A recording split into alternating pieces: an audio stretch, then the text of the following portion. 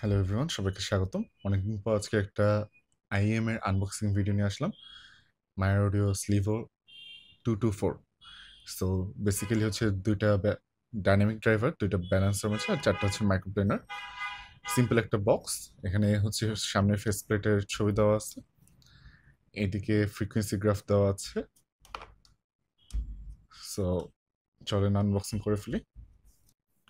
Unboxing করলে আমরা এরকম একটা প্রেজেন্টেশন পেয়ে যাব।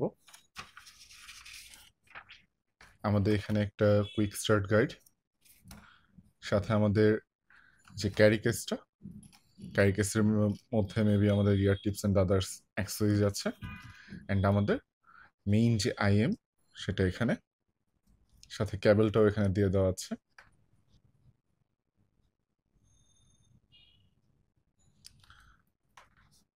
অ্যান্ড এটার সাথে হচ্ছে 3.5 দেওয়া আছে সাথে।